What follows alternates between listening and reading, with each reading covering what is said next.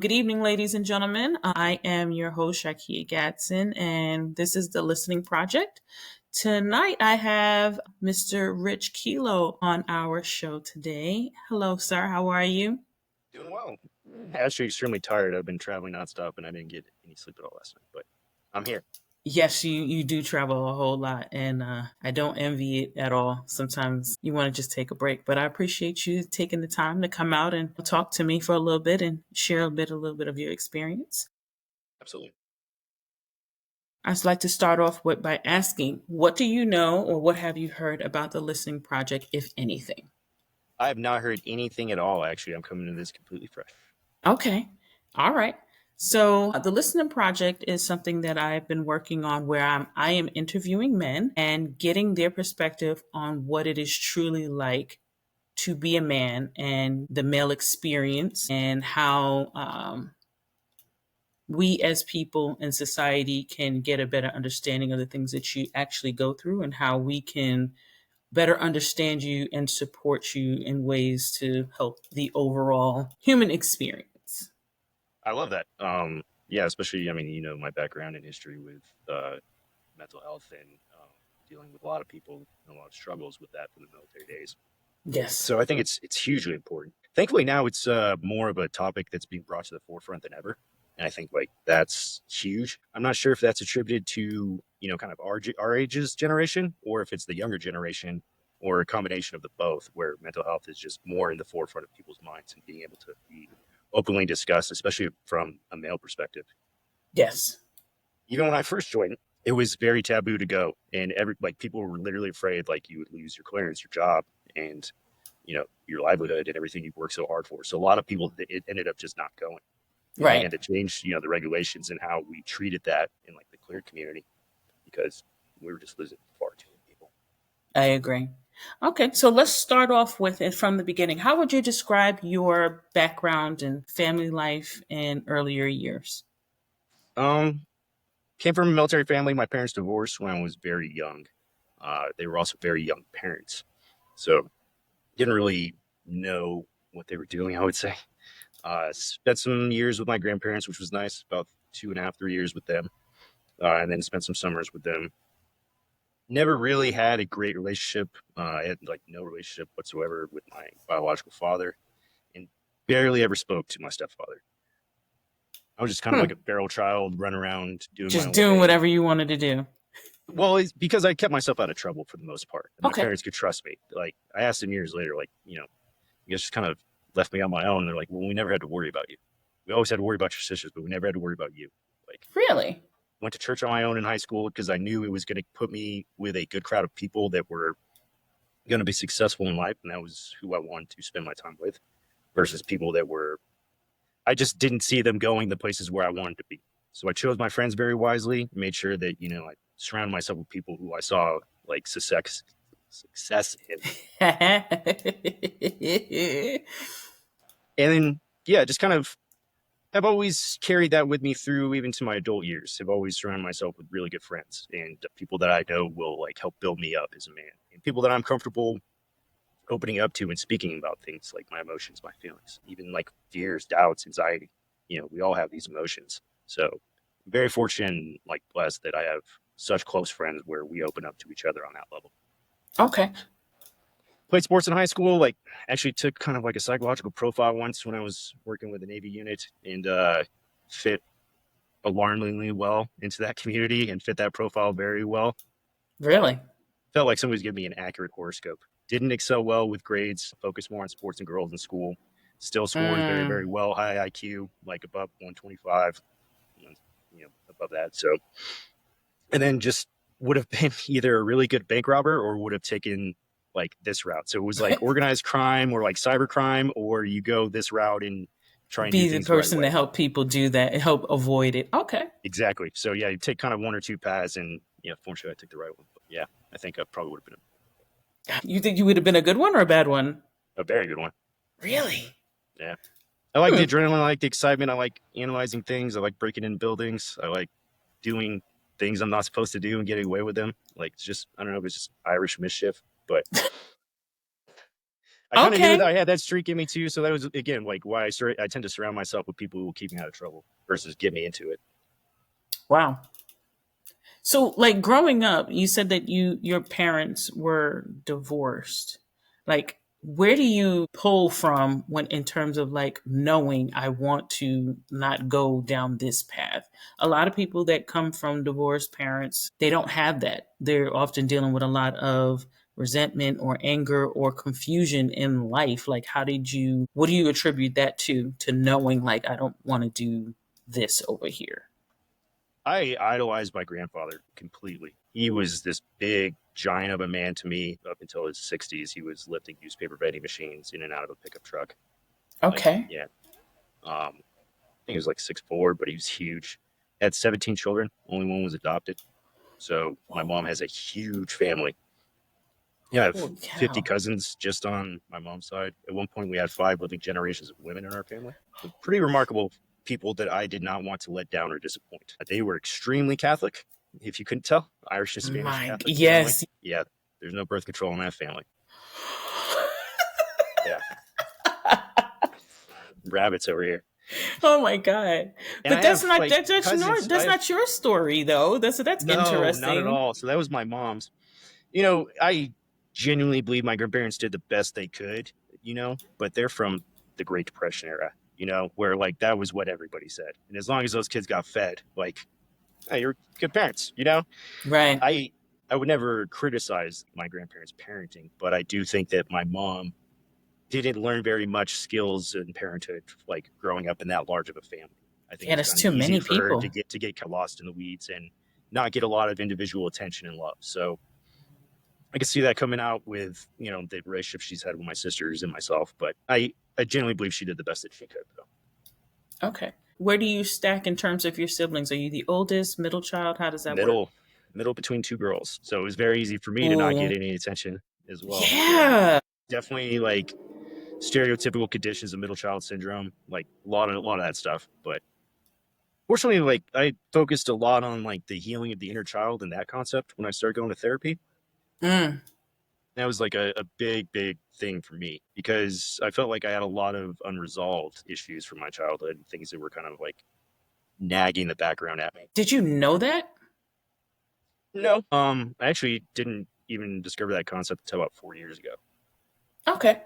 Yeah, it was Dr. Nicole Perla wrote a book called How to Do the Work, and it focused largely on how to heal your inner child, like things from the past.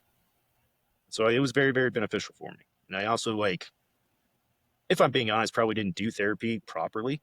Like I would go Okay. and talk. It was more of a chore or nagging thing. And I honestly wasn't like putting in genuine effort and work towards it. And once I did start, it was like, oh, this is how you're supposed to do that. Okay. Gotcha. You really Okay. have to work I at don't it. think a lot of people know how to do therapy. I I think, don't think so either. And I don't think yeah, a lot of therapists know how to either, if I'm being honest. that I've is kind of true. ran through the gambit and yeah, you just went to college for 4 years. No offense, but like maybe 6 or 8. But come on, Right. you're my age or younger than me. Like what? What experience do you have to help me walk through this right here? And this is due to just my own sheer ignorance and ego back then, like especially my 20s. But I would be like, my life's better than yours. Like I know when you leave here, it's not as good as me. So Oh like, my God. what What? am I even doing here? I know, yeah, I had a pretty low ego Shameful. back then. I know, it was just like okay, and then I'd go for a few weeks, and then we get to the point where it's like, okay, well, what do you want to do here? And I'm like, don't ask me, like this is your job. What do you mean? What do I want to do here? So you didn't really come in there, you didn't go in with a goal of what you No, wanted to come out of it at all? exactly. And so like that's why I would say I was definitely doing it the wrong way, and not having a plan in place and like an objective to accomplish, and just going to talk. And like I said, it felt like boring and like a chore. So I sort of like shifted my focus on that and I don't know, maybe just grew up a bit Okay. and just matured. I think Hmm. the older I've gotten, the easier it's been for me to eliminate my ego and to like take a good, honest look at things that I do and say and the way that I am now. Don't think I did a very good job of that before. Like I think I had a pretty unhealthy ego in my 20s. But do you think that that is part of the male experience to have an unhealthy ego in the beginning when you don't really understand a lot of how things work, when it's just Absolutely. I think like the machismo and bravado that the guys put on, the front that we put on to the outside world is, a measure of self-protection. And we don't want people to really know and see that the true feelings and doubts and anxiety and fears that we have inside, mhm, the things that make us look weak as men, or perceived weaknesses in men, right, when in actuality, in my opinion, being able to acknowledge those things within you and super strong. overcome them is what actual strength is. It's just a different measure of strength that most Yeah, people don't are starting to regard, but probably haven't for generations ahead of us. So I agree. So, being a dad mhm. and having to heal your inner child, how do you think that your parenting style has evolved as you've learned these things? I it's hard to say now because she's still just 12 years old. And at the point right now, she's kind of in a phase where she just pushes back on everything and rejects anything. So Mm, I called it last year when I took her to Disney, and I was talking to her mom, and I'm like, "This is the last year she's gonna be my little girl, and like be like this, She'll always be my little girl, but you know what I mean. Like next yes. year it's gonna be different." And I was 100% spot on and right. I just went and visited with her 2 weeks ago, and doesn't like me putting my arm around her, doesn't like me trying to teach her things all the time, doesn't, just doesn't really want to. She didn't want to go to Disney this year. She just wants to stay where she's at and have me go with Hmm. her. I was like, well, do you want to go anywhere? Like, do you want to go to Los Angeles? We can go to like the movie studios if you want to do this stuff. And she wants to be an entertainment lawyer now. So I'm like, well, where do you want to go? You want to go to New York Oh, City? And she's like, nope, don't want to go anywhere. So really? I she's closing off on me, and I know it's a phase, and I'll have to wait for her to just come back around. I do think that like I'm very, very good at never raising my voice with her and being logical and reasoning and extremely patient, more so than I probably ever would have been. And I just never really truly feel the need to raise my voice at her, and Hmm. it's definitely something that is like a goal of mine to never do that because I want to set the example for her that it's not okay to lose your temper and overreact. So Mm, for me, it's just all okay. You don't like me trying to teach you things all the time. Well, let me just lead by example, and you'll see the way that I am and absorb that, through osmosis. okay. Do you feel like you have a better relationship with her moms in terms of how you all are parenting because of the things that you've gone through and learned about yourself? Like, how does that translate into that in co-parenting?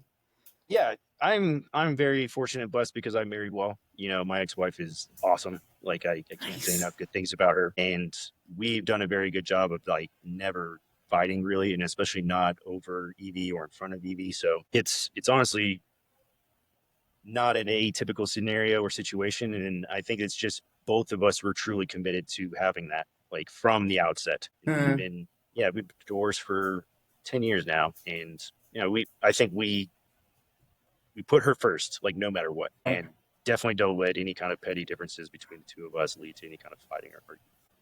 She's also very good at letting me open up and vent about things. So, like, frustrations that I may have with the way Evie is now, where I feel like I'm losing my connection with her, she does a really Hmm. good job of talking to me about that stuff. And, like, if my daughter only wants to talk for like 5 minutes, she'll talk to me for 20 minutes about her and what's going on in her life. Okay. She'll fill you in on the gaps of what you might not be getting. Oh, Exactly. Yeah. Literally cannot say enough good things about her. I've told her a million times she's one of the best women I've ever met in my entire life. hmm. So that leads me to another question of like divorce with men. How does that, like you often hear like women when they go through divorces, they take everything, they do this, and they're bitter. And how does divorce actually impact men? How do you go through it? How do you make it through the separation of something that you intended to be forever?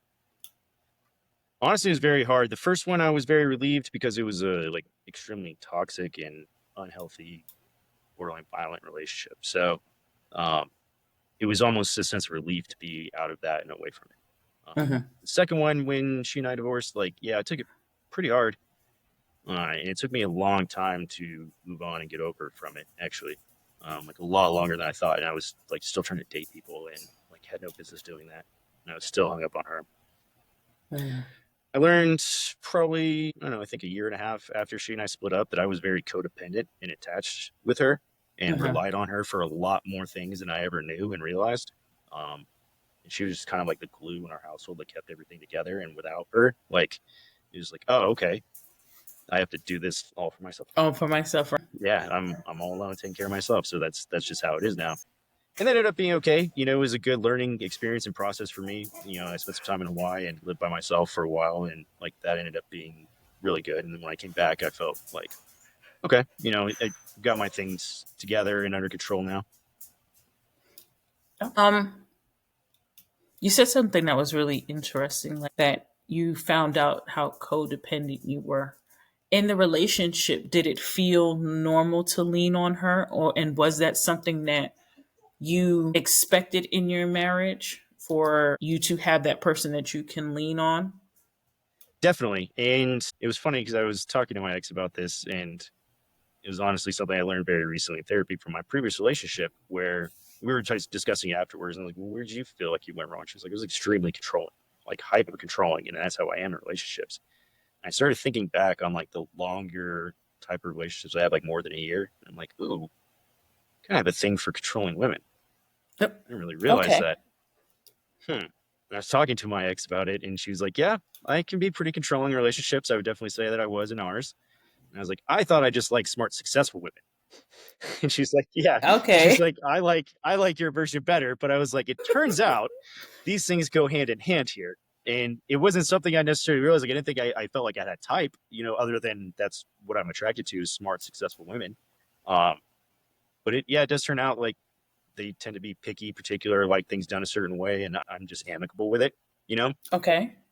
And I also think it's just a positive influence on me when you have somebody who's goal oriented and driven, and I'm pretty neurodivergent and ADHD, so I can let things that are very important slip through the cracks, and either it's from procrastination or just straight up distraction and forgetting. Mm.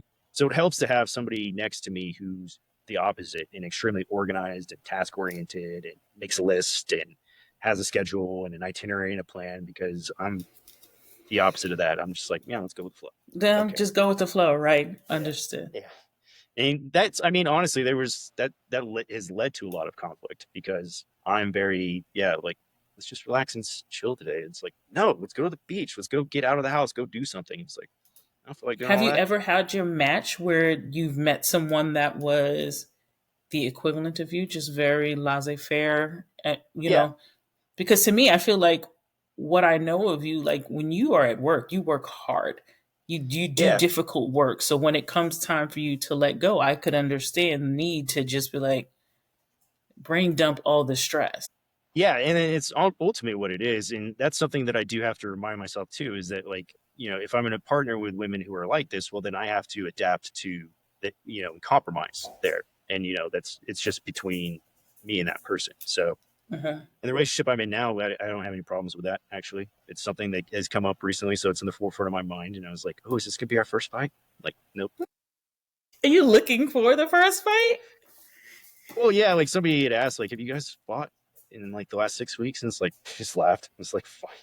About what? We're both very the same in that style. Like, we're both very easygoing, go with the flow, don't like conflict, don't seek it out. You know, definitely the opposite of how I used to be at work. I Mm. sought out conflict and initiated it constantly. But do you think that that was a part of you just growing into who you were, like to kind of like you know what do they call it? Gain your chops on Yeah. how to. Yeah. Learning my leadership style, learning my like management styles, and like just also being a good coworker and colleague. And then, yeah, learning how to be a man, you know, like in your from 18, you know, when you leave the house and the military is all you know, it's a huge growing period. Also, I found out recently that people with ADHD and autism, their frontal lobe may be delayed in maturity till 35, as late as 35. So I do Whoa. think like feel prone to that. My frontal lobe probably didn't fully develop until my 30s. That's a long time. Yeah. So it was good for me in my 20s to have, strong, smart women who were even slightly controlling by my side, Right. you know? Right. But then once that lobe just kind of developed, it's like, you know what? This might not Yeah. be what I'm Who looking are you for at telling this to go point. home? I'm on the dean's list. I bought you a house. I'm making six figures. I'm 26. I will stay out as late as I want. Oh my goodness. But do you go too far to the left once you do realize it, where it's like, oh no, like this is not gonna, or do you just be like, you know what, we've been doing this for a long time. I need this to shift. Or is it like you wake up one morning and you're like, this is not how I want my relationship to be in communication style to be? I think it was gradual. And like, just as we both grew and matured, we realized that our lives were going to go in different directions. And like, she definitely wanted to stay in the Midwest where she was from. And I hated it there. And Mm-hmm. like, for me, that sounded like a death sentence. Like, there wasn't good work for me there that for me personally, And so, yeah, it was just try going to like nursing school for a year after we divorced so I could stay locally, and then was just miserable the whole time and barely got to see my daughter. And then my friend called me with a job offer to move to Hawaii. I talked to her about it, talked to my mom about it, and they both said, yeah, like if you're gonna do it now while she's still really young. Mm-hmm. So like it was extremely hard leaving her, and like honestly, the time with the divorce, like that was easier to get over than being apart from my daughter. Like I'm still not over that. That still like hurts me, cuts me deep, makes me cry. Like nothing else can. Okay. Yeah, I don't regret it because at the end of the day, everybody is happier and like better off that way. And she'll be better off having, her mom's remarried now to a really great guy. And she's happier with sets of happy parents, Right. versus if her mom and I had stayed together and been miserable, driving each other crazy. So I do think like staying together for the kids is not always a good decision. I don't resent my parents for getting divorced. I think it was again like the same thing. It was logical. It made sense. If you're in a volatile relationship, it's not healthy for children to be a witness to that because all they're going to do is repeat the same mistakes Mm, and in what they've grown up witnessing and learning. understood. So I got a really interesting question for you. And I feel like you're very introspective and pay attention to the things around you, the people around you. Growing up, we've had a lot of different types of friends. Mm-hmm. What do you think you've noticed is the difference between, let's just say, like your black friends and your white friends in terms of relationships? What do you think would be the difference culturally that you've seen? Hmm. I think there's different levels of emphasis placed on fidelity. Mm. And my black friends don't always regard it as highly as my white friends would. Tell me more. It doesn't seem to be taboo to cheat Ah, on like your spouse. Like it didn't seem like it bothered them being open about it. Whereas like, all right, man, normally you keep that shit to yourself if you're doing stuff on the low. That's how my white friends do it at least. Like I don't know who's cheating on their wives because they're not telling me, you know? It just wow. seems like my black friends were far more open about it. And yeah. There's Okay. also two like kind of different sets. So like I didn't have a ton of black friends growing up. I definitely did when I lived. I won't say where I was because I'm not about to dime anybody out, but I lived with some NFL players and was around some NFL players for a long time. And like, yeah, they were in appearance the opposite of me. Mm-hmm. Literally Right. a lot of awkward questions like, who are you? Like a lawyer, agent? Like, I'm how like, do you fit into this group yeah, right in here? this dynamic, because yeah, one of these is not like the other. And honestly, though, like the motto was millions or monogamy. Pick one. Mm. Yeah. Okay. And how does that work? How does monogamy play into your relationships and what you've always thought about it? Yeah, for me, it's pretty important, especially being with controlling women can also be very jealous women, and they will go through your fucking phone. Yes, yes. There wasn't a Touche, lot of touche. opportunities for me to be out there like that. It's also just yeah, it wasn't in my mind of something that I would want to be out there doing, and I was just probably just too afraid to be caught, and like I'm not that good at getting away with shit like that. I'm a terrible fucking liar, so like and my ex-wife knew me and knew if I was ever trying to lie to her. Like she just was a damn detective. So yeah, and it just wasn't worth it, because why? Right. I don't know. Like it at the end of the day, it's just not worth it to me. So Okay. All right. So would you be okay with your daughter dating outside of her race? And would you have that conversation with the young man if he were? I absolutely Like, am. mhm. Like, yeah, I especially the way demographics are shaping up in the United States. Mhm. I mean, she's got a pretty good chance of dating inside her race in the Midwest. Okay. But I mean, hey, they've got black people in where she lives too. So, Mhm. she lives in a metropolitan area. No, it wouldn't bother me at all. I grew up where my high school, I think, was only like 29% white. So, very multicultural, multi ethnic. Like, you couldn't afford to be racist in my high school. You get your ass whipped. Like, what are you Okay. talking about? Yeah. I also honestly grew up in kind of that bubble where I didn't know racism was like alive and well in America, as alive and as well as it was until I went to Biloxi, Mississippi, and Oh saw wow. that segregated nightmare and how people are towards each other there. And because of my complexion, people feel like they can say racist shit in front of me. And think that you're gonna be on Like, board with yeah, it. like I'm down with this. And I'm like, man, no, no, no, don't, no, I'm not that cool. Yeah. Did you say I'm not that cool? No, I mean, yeah, like They feel. Do you really feel like sarcastically. people think that's cool? Like that's I think it's a the bravado thing? thing in certain cultures in the South. I think some people would think like, yeah, oh, I'll get away with saying this shit. You get away with saying it around other people. Like, oh, he's not going to punch me in the mouth. It's like, well, you don't know that. Mm. You don't know that. He said you don't know that. I was going to say of like how I approach it and treat it, and kind of my motto, and it sort of sustains. And now I stay out of other people's mess. Is like, if I'm not sleeping with you, then who you're sleeping with is none of my Not my business. bit. I'm not in here to involve myself in your relationship, to judge your fidelity. I don't know what kind of relationship you guys have. You could have an ethically non-monogamous relationship, open marriage. Your wife could be completely okay with you going out and getting estranged in this, professional era. And then we know who's going to be coming home and settling down at the nice house.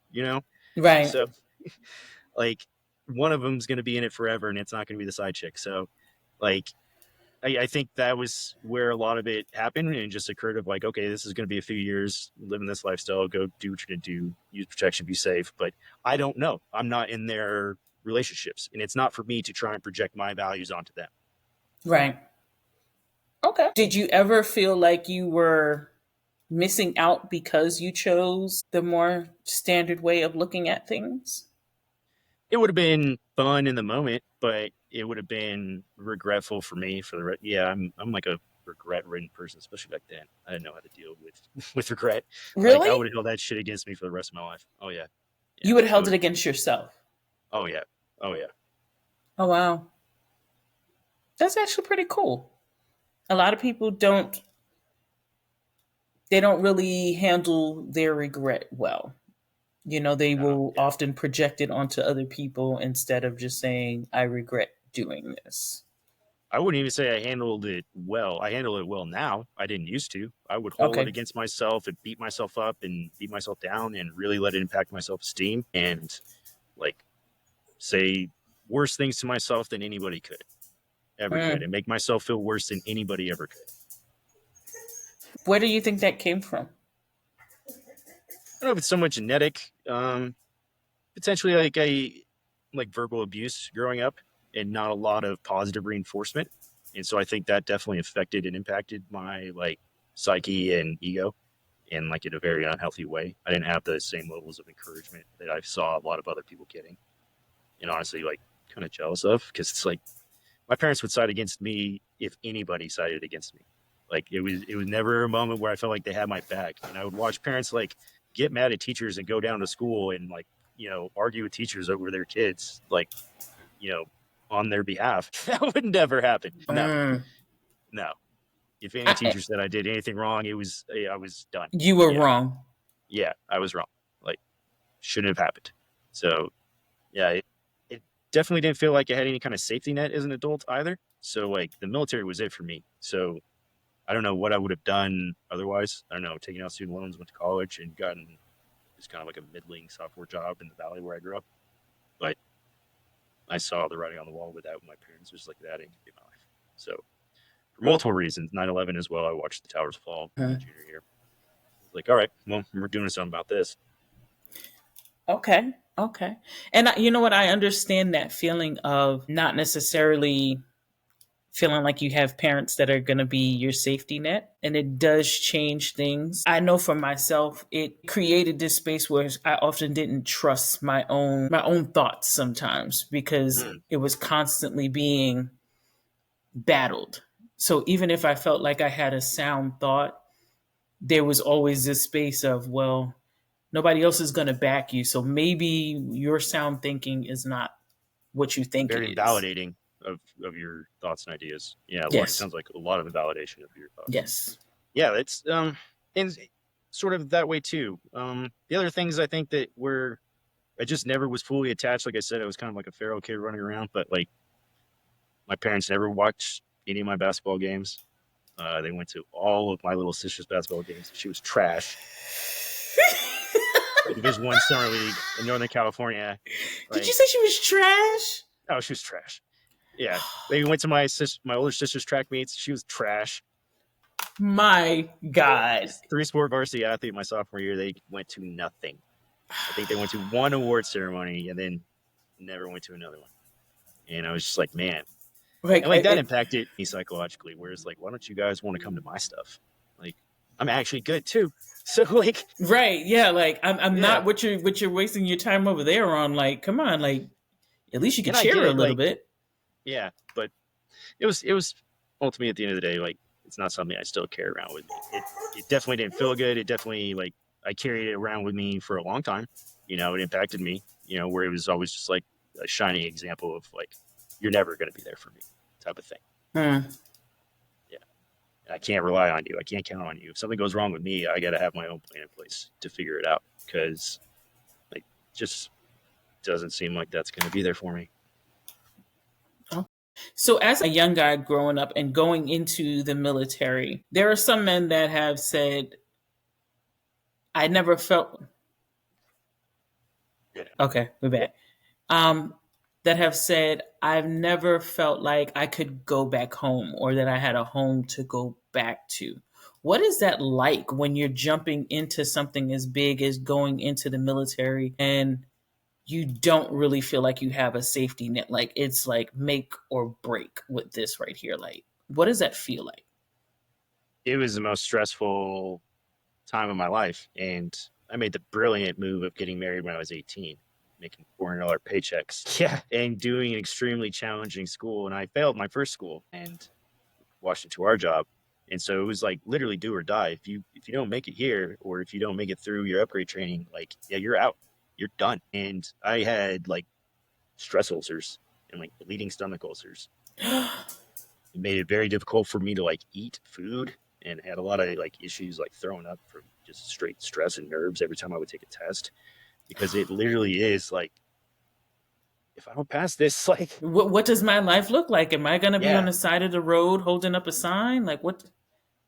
yeah I don't know and it was like thankfully I mean her mother would have taken us in probably but like that would have been for me like as a man a very shameful experience a very invalidating experience to feel like I couldn't provide for the family I started and couldn't do something that I set out to do and Mm. especially you don't want to fail that was the biggest thing I was like I just can't fail like no matter what it definitely pushed me and made me try harder and I definitely think that one of the many reasons why I stayed out of trouble and advanced and succeeded so well being so young was because I had that motivation like I behaved completely different from everybody else because it was like, no, I'm going to be choir boy perfect here Mm. because I have to make more money. And the only way for me to do that is to be better than everybody else around me and get promoted early. Do you ever feel like you were becoming like a perfectionist because of that? No, I still like that. That will never happen because of my like ADHD and procrastination and neurodivergence. But yeah, no, I'll never be a perfectionist. It made me very very hard on myself. I was like constantly demanding the most out of myself and pushing myself harder than I thought I could go. I definitely would like stay up all hours of the night, whether it was studying or just trying to get better at my job, going to work early, staying extremely late, like just trying to learn as much as I possibly could as fast as I could. And then trying to stand out from everybody else too, because especially when you're like your first 2 years, pretty much everybody's pretty competitive Yes. for promotion. You're all trying to go after like these one or two stripes. And yeah, you got to find ways to make yourself stand out. Okay. When did you finally, if ever, get your first breath of, I can see above the clouds now and take it in a little bit? When did that happen for you? After I married Evie's mom, so around 2009, um, I had reenlisted, so financially I was good. Like I'd gotten a bonus, so we didn't have any debt, um, other than like car payment and motorcycle. And then we had a nice house. We had all the things that we needed, and like bought my first house when I was 24. And so I was like, man, we're doing good, And I feel like I'm in a good place with my career, even though I retrained. I'm still like stressing constantly about learning a new job for the third time. Mm-hmm. Um, and it's still stressful, but I didn't feel it the way that I had in the past. And I definitely had her as like a support system and person to lean on. She would help me study for like promotion exam, or nope, she didn't help me study for my promotions. She would help me make flashcards for my promotions exams and then leave the room like you're supposed to. You're not allowed to Exactly. study with your spouse, even though every person does it. Yeah, there's no way to not. Yeah. But we would go out on Friday nights and do flashcards, and and when I was studying for job stuff too, she was always on there and like supporting me, and that was nice. Like I remember feeling like, okay, I did the right thing. Like things are going well, the future looks super bright. And it was until I got medically discharged the next year. How does that feel? Like when you're on a coast and then something happens to upheave that. I I don't mind, and I especially didn't mind it in my 20s, like big lifestyle changes. Like the most stressful life events are starting a new job, leaving a job, getting married, getting divorced, a death in the family, and having a child. So like those types of big things, especially moving around constantly or starting a new job or leaving one, didn't stress me out. It was more exciting than anything. Mm-hmm. And I was very upset to leave the service. We did it so that we could pay for infertility treatments. I was able to secure work in Afghanistan, making 25 grand a month, and that helped us pay for our daughter. Right. I would not have been able to do it otherwise. And so it was a huge reason why I accepted it instead of fighting and staying in. Easily could have, but I wanted the right thing. I wanted family. And with her health complications, we had to try as early as we could. It was earlier than I think we maybe should have. Like I would have ideally waited until I was like 28 for us to like start trying and having our baby, or a little bit later, maybe 30, but really Mm-hmm. wasn't an option. Yeah, I mean that was there. So leaving for me wasn't easy because I had let myself identify with that personality, that work personality. Like that's Mm-hmm. who I was. Like I was staff sergeant kid, like all the time, 24/7. Like that was who I was. And then all of a Okay. sudden that's gone. That's And gone. it's like, shit. Who the hell Well, is now I got to rich? step. Yeah, exactly. Who's rich? What do I even like? Like now that Mm. I'm not obligated and beholden to this lifestyle that's all consuming every part of me and like every facet of my day, like what do I do now? Who the hell am I? 25, 26 years old. Like what am I doing? So, I don't know. I had to learn that. It took some That's a time, I think. lot. That's a lot to happen in such a short period of time. When you think about people that are 25 now, like you've lived at least three different lifetimes during that short span of time. Like that's 7, 8 years, It and was all of that has crazy. happened. It was crazy talking to my friends who were older because I was one of the youngest. I actually was the youngest and lowest ranking from the Air Force on my 1 year to Iraq when we were investigating bombings. And my buddy, like years later, was like, "How old were you?" I was like, "Man, I turned 22 halfway through the year." And he's like, "Did you know what I was doing when I was 21 and 22. 22?" Like, Exactly. what the hell? My friend's wife points it out because we'll start talking about what we were doing back, yeah, when we were 21, 22 and deployed. He was in Afghanistan when I was in Iraq that same year. And she's like, I cannot believe what you guys were doing when every single other kid in America is getting drunk in college or just, working a job, trying to figure out what they're trying to do at 21. Yes, we were having whole families, clearances, having Yeah, people's lives in our hands. And it's and like, divorced, and yeah, now I investigate bombings and write reports that important people read. It's wild shit. Definitely not atypical experience, but I do believe that all of it helped me grow up extremely quickly. And like all of that pressure, as hard as it was, it definitely shaped me. I don't overreact, especially the way I used to now, but mhm. my reactions are more in control and checked now. It's almost like nothing really surprises me anymore that I see. Yeah, I mean, almost sometimes I feel like growing up like that and in that space, it kind of cheats you out of the naiveness that people have. You automatically like, okay, yeah, like if the worst happens, the worst happens. We just navigate around it. And a lot of people our age now, they're still ramped up, still trying to find their final career, their life's Yeah. work. And we're like, I just want to just chill. Yeah. I do what I do, but I really I'm just over want to it. just veg out and just, I'm not pursuing this life's mission. Yeah, it's sort of where I'm at now. So you mentioned like coming up for air, like professionally now that is where I'm at. I don't want to say I'm getting lazy, but I've definitely taken my foot off the gas. Like I'm not pedal to the metal. I'm not up until 2 a.m. reading news articles and sending out emails. Like I leave work and by and large for the most part, I check out. Like I try not to look at my work phone, especially on weekends. Like I don't carry it with me anywhere. It Mm-hmm. used to be attached to me all the time. Now it's like, no, like we Right. were saying before, I'm traveling constantly, pretty much full time right now. I have all my stuff in storage and I live out of a suitcase. The 3 weeks that I'm here in Colorado for work is the longest I will be anywhere consistently for 3 months that I'm home, before I go back overseas again for 3 months. So actually, there is really my home now because I spent Right. 6 months consistently in one spot in another country.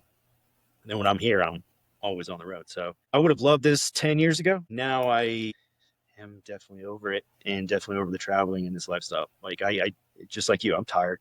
I'm tired of this. Yeah. Um, I gave it everything I had for a solid 21 years. And Yeah. now And I see you left that's the nothing on the retirement age. table. Yeah, I see why that's the retirement age, eligibility age is 20 years because I don't know what it was, but it feels like as soon as I hit that 20-year mark, I was like, man, yeah, I'm good. Like I, for the first time, will listen to people tell me I don't need to go overseas anymore and do that. Like that's not my job, my responsibility. For the first time, I'm like, you know what? You're right. Let somebody else do those. Like I'm done. Let somebody else handle this shit. I've done literally everything I set out to do in my career already. There's nothing else I want to accomplish. So just make as much money as I can So with that you the have amount of nice stress that cushion comes to with it. just be, Yeah, wow.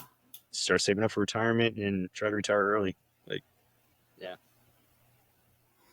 What do you see as your next chapter? Like, what does entertainment look like? What does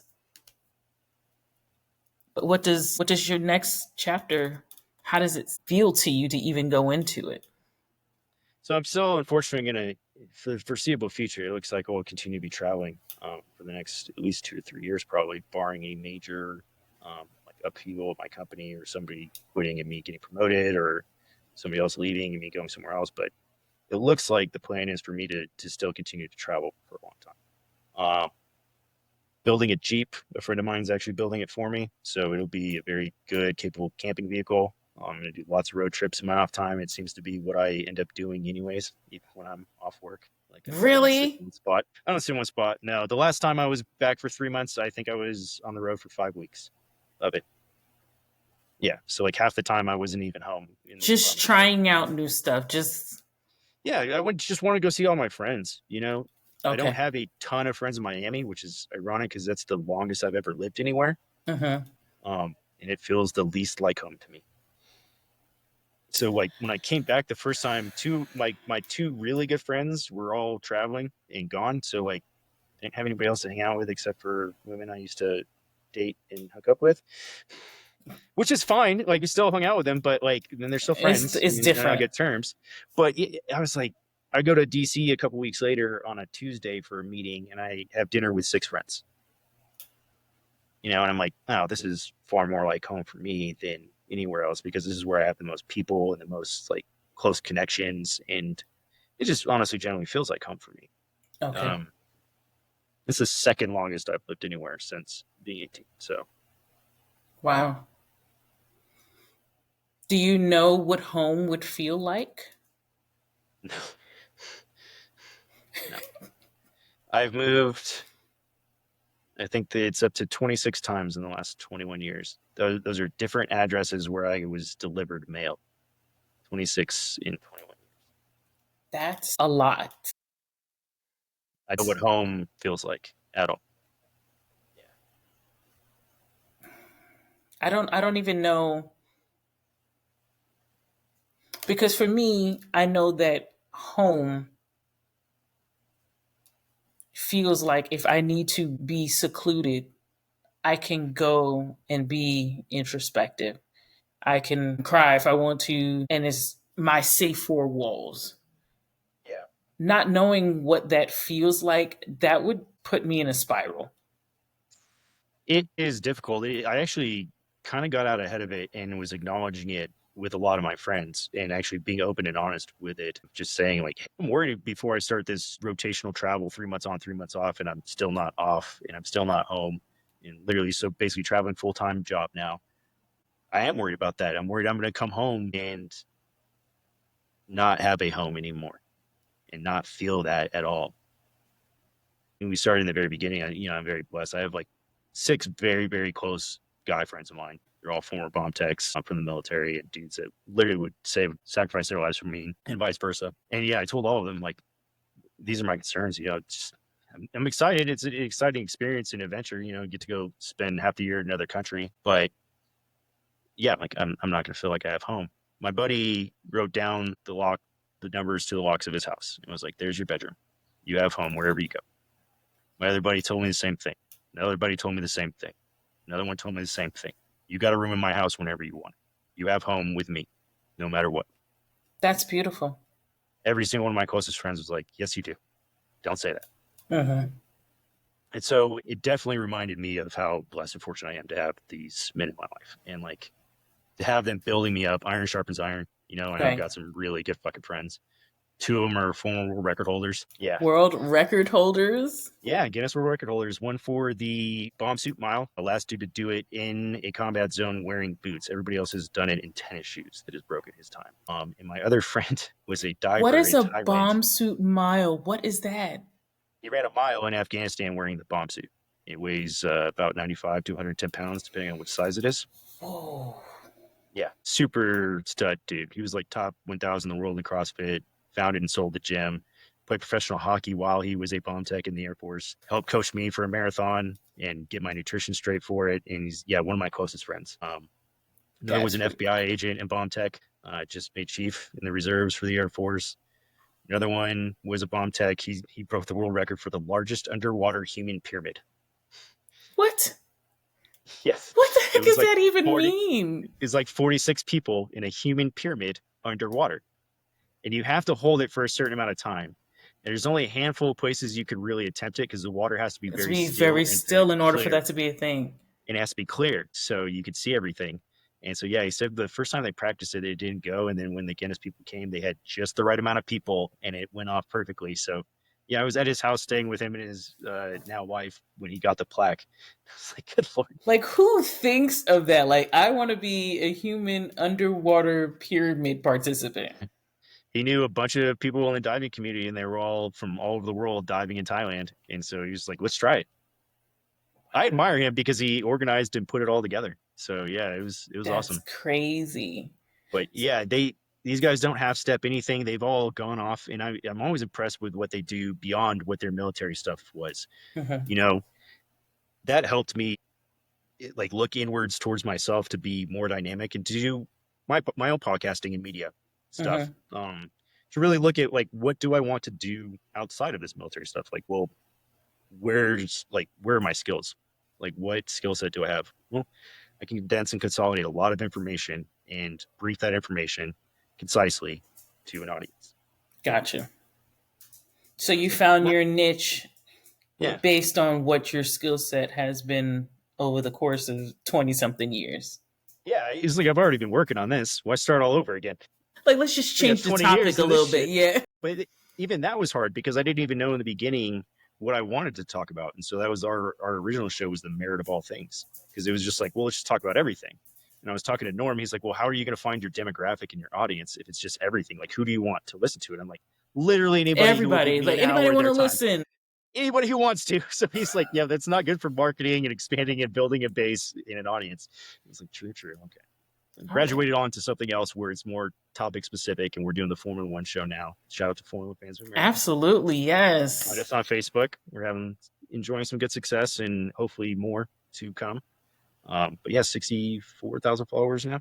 Hoping Hell to hit yeah. 100 I this like year if we that. can. Season's about a third of the way through, so we still got 2/3 of the year left. Okay. Um, What does success look like in that space now? Like, is it a tangible thing or is it a feeling? What is it? Feeling for me right now, I'm already there. And like I said, even with this show, like we could stop it tomorrow, and I'm already happier than I could have ever imagined. Mm. It was nice to see those numbers come up. I thought like when we first started it, ESPN's podcast Unlapped had 60,000 followers, and I was like, we're going to beat them. Like, give us a year, we'll beat them, and we did that. And I was not full on serious about that internally, believing that we could do this. I was like, maybe. Mm. Now it's like worldwide leader in sports. My ass.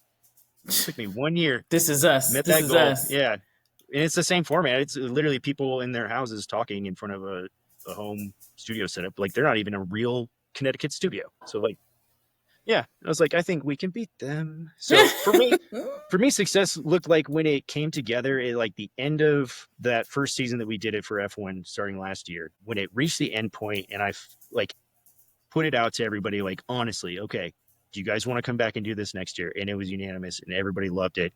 Nobody had anything bad to say. I watched this team of people who, only two of them knew each other outside of me.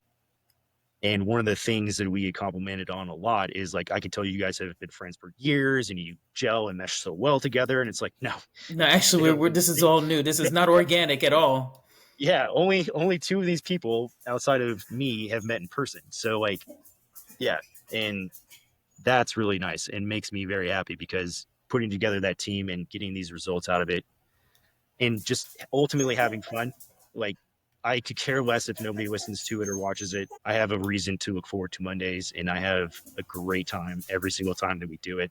And I feel like we're developing and gelling as a group and becoming more and more talented as we continue to practice. So Well, congratulations on that. I like that.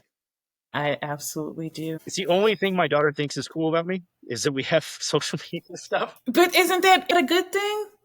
It is. She was like, wow, that is so cool, Dad. And I'm like, I used to investigate bombings, right? It's Like just like, yeah, way that's cool. cooler Whatever. stuff. Like, no, no, no, no, no, no. Yeah, That's whatever, cool old man. for old people. That's Yeah. not cool How for many them. views did you get this week? Talk to me Exactly. about Dad. Yes. Okay. What does being an older guy, man, look and feel like for you? Honestly, my life just keeps getting better and better the older I get. Mm. Especially pushing 40. Like I feel like I've never been more universally attractive to women. Oh, do tell. I could run it from 25 to 50 if I wanted. I've been hit on by as young as 25 in the last year. And I was just like 25 and I'm like trying to do some math. And I'm like, are you closer to my daughter's age than mine? Yes, yes. Okay. Yeah. But nothing happened from that. But I was like, well, that feels nice, you know? And then, yeah, like people in their 40s and up to 50, I'm like, yeah, I could date up there too if I wanted. Hmm. What do you attribute that to? I think it's just the male age, as well too. I don't know if it's just my own maturity level and just becoming more comfortable with myself. Where even on dates now, I'm not even nervous. Like you're gonna like me or not. I don't really care. I like Take it. it or leave it. This is Yes. who I am. I'm not here to like show out and impress you. I will be a gentleman and impress you with my manners and my kindness, and I'll talk to you about whatever we want to talk about and that's relatable. But yeah, I'm not going to be super nervous about this. It'll go well or it won't. Or it won't. Okay. I think that is probably the more attractive space for whoever you're seeking. It's the I can take it or leave it. I'm whole without you. Yeah. I also found out that rule of six that became pretty popular on the internet about a year ago, Tell where it me. was women who want 6 feet tall, six figures, and 6 inches. And if you try to locate that down between like the ages of 28 and 40, it's like 2.7% of the Yeah. population. Yeah, that's ridiculous to me. Like people that operate in that space, like you're gonna be lonely or But for you're me, gonna be sharing. I was like, okay, what's up? Is this what y'all like? Are you six What's feet? up? Yeah, like Shut up. right at 6 feet tall, like right at it. Depends on which convenience store I'm leaving at or the DMV, but no, I'm like right at it. No way. Really? Yeah, like right at it. Oh, so you're just winning in all air like Oh yeah. I'm six like, six. oh, this is what y'all want. Okay. I'm here. I'm showing up. Yeah. Okay. Are you interested in having more children? I don't want to sound shallow here. The only way I'm doing that is if I'm going to be a stay-at-home dad and quit my job. So you had better be a doctor or a lawyer or some kind of successful business owner, but I am not doing that unless I can be a stay-at-home dad. Okay. I did that for 5 months and it was the best job I've ever had. I had the time of my life. I wouldn't hesitate to leave my job and do that right now. Be a stay-at-home dad. Hell yeah. What kind of woman do you feel like accepts that long term? Like what does she look like? Like what is the financial dynamics A or the doctor relationship or a look like? lawyer. Yeah, a doctor or lawyer, somebody capable of basically earning two incomes. Okay. Do you give up, I guess, the provider protector male vibe in the household? How does that work? No, because like the protection is still there, you know. Hmm. There's still that masculine element of what I bring, the provider thing. I don't care. Go ahead and out earn. Go get yours. Yeah. Okay. Okay. Yeah. I want a smart, strong woman. A lot of men are intimidated by that. Like a woman that out earns them. Please go get that money. This is team us. Go get that money, please. Team Please. us. And let me We're going just to win. okay. So are you the cook, the cleaner, or do you just focus I on did. the So I kids? did this for 5 months. Yeah, and I no cooked and cleaned. The house was spotless. I was talking cash shit to my ex sister in law. It's like I don't know where you're wine all the time. It's the easiest job I ever had.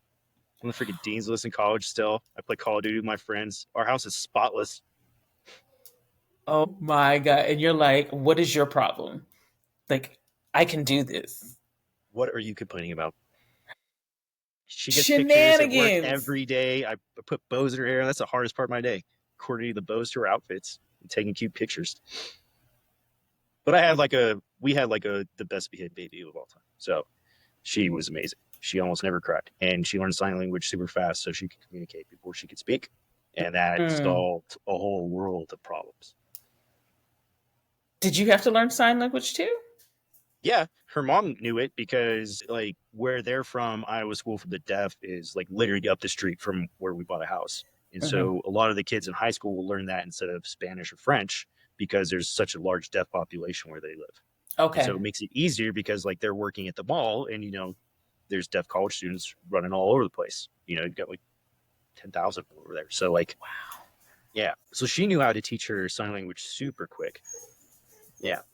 And then here you are. Did you like how what was We're the all learning done. curve I like for love you. you? It wasn't that hard just because like I could learn at her pace. So like I can learn at a toddler's pace. Okay. I know my more all done. I love you. Yeah. Okay. That's pretty cool. Well, this was cool. This was very enlightening. Yeah. I Thanks for learned having a me on. lot. I learned a lot, and I think you've given me a different perspective from everyone else that I've had, and I didn't expect anything Oh, different because awesome. everyone's experience is different. But just wow, refreshing. Thank you. Thank you so much. I appreciate your time. Thank you, everybody.